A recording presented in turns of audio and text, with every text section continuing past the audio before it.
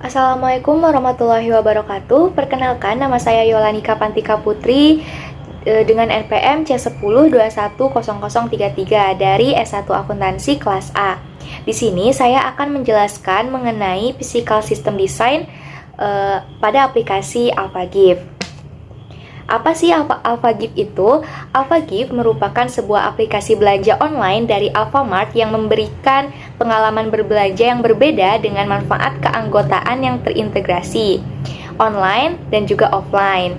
Nah, AlphaGive sendiri juga terhubung dengan lebih dari 15.000 toko Alfamart yang tersebar di Indonesia. Nah, lalu AlphaGive juga pada setiap pembelian melalui AlphaGive ini, konsumen akan mendapatkan struk pembelian melalui aplikasi tersebut. Nah, tetapi struk pembeliannya ini bukan berbentuk kertas, melainkan berbentuk e-receipt atau e-struk. Nah, lalu untuk selanjutnya ada proses sistem. Yang pertama ada output design, lalu ada file dan database design, ada input design, dan juga ada prosedur control design. Nah, yang pertama kita akan membahas output design. Nah, output design consideration-nya di sini yaitu yang pertama ada use. Output yang dihasilkan yaitu aplikasi belanja online, jaringan internet, komputer, e-receipt, dan sebagainya. Nah, output ini dapat digunakan oleh para konsumen dan juga pihak AlphaGive sendiri. Lalu yang kedua ada media. Nah, media dari aplikasi AlphaGive ini merupakan berupa screen dan nomor telepon. Lalu yang ketiga ada format. Nah, format dari aplikasi AlphaGive ini, format outputnya yaitu tabel yang terdiri dari nama barang yang dipesan, nama pembeli, dan juga alamat pengirim barang. Selanjutnya yaitu ada pre-printed. Nah, di sini AlphaGive tidak ada formulir yang dicetak. Lalu lokasinya juga output hanya diberikan kepada konsumen melalui aplikasi AlphaGive berupa e-receipt. Nah, lalu untuk aksesnya sendiri, aksesnya sendiri dapat diakses oleh konsumen yang sudah mempunyai akun dan pihak AlphaGive-nya itu sendiri. Lalu selanjutnya itu ada detail. Di dalam aplikasi AlphaGive berisi mengenai hal yang menarik dan penting seperti menampilkan promosi, diskon, dan penawaran terbarunya. Nah, dalam aplikasi ini juga tercantum berbagai informasi yang mungkin diperlukan oleh konsumen atau pengguna aplikasi AlphaGive. Lalu selanjutnya ada timelines. Nah, output dari aplikasi AlphaGive juga bisa langsung didapatkan setelah transaksi selesai atau dengan kata lain yaitu real time. Baik, selanjutnya yaitu kita masuk ke file dan database design. Nah, file dan database design consideration-nya yang pertama yaitu ada media. Nah, media di sini yaitu AlphaGive menyimpan data secara otomatis melalui hard disk drive. Nah, lalu processing modenya yaitu menggunakan sistem pemrosesan batch.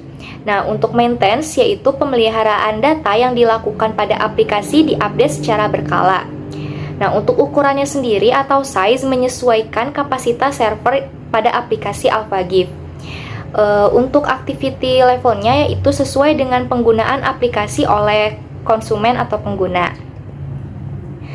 Selanjutnya yaitu kita masuk ke input design.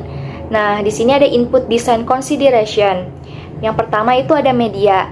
Nah, medianya sendiri yang digunakan yaitu keyboard atau bisa juga OCR atau mengekstrak dari gambar menjadi teks atau e-receipt.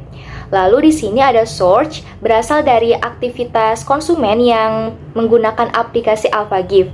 Lalu format yang digunakan yaitu adalah screen dan juga source data automation. Lalu untuk type-nya sendiri, type yang digunakan yaitu velocity atau kecepatan. Nah, lalu untuk volumenya sendiri yaitu tidak ada batasan untuk volumenya. Data bisa masuk sesuai dengan penggunaan konsumen. Nah, selanjutnya itu ada personel, yaitu memasukkan data pelanggan, membuat laporan, dan melakukan pencadangan dokumen. Nah, lalu untuk error detection dan correction tidak dapat mengurutkan daftar yang ada di aplikasi. Nah, untuk selanjutnya yaitu ada prosedur dan kontrol desain. Nah, di dalam prosedur dan kontrol desain ini yaitu ada validity. Nah, validity di sini yaitu terdapat bukti transaksi yang sah dan menggunakan sistem elektronik. Lalu ada accuracy atau ketepatan. Nah, di aplikasi AlphaGip ini juga terdapat ketepatan dalam pemesanan melalui aplikasi AlphaGip dan barang yang diterima. Lalu untuk security-nya sendiri, terdapat keamanan jika melakukan pembayaran melalui e-wallet dan sebagainya. Lalu untuk numerical control, terdapat kode pada setiap transaksi yang ada di e-receptnya. Lalu untuk availability, aplikasi AlphaGip ini bisa diakses kapanpun dan dimanapun. Tetapi untuk pengirimannya mengikuti jam operasional yang telah ditentukan. Lalu selanjutnya itu ada maintainability, yaitu dapat dimodifikasi menyesuaikan keadaan. Lalu untuk integrity, yaitu proses data cukup lengkap sehingga konsumen tidak perlu khawatir.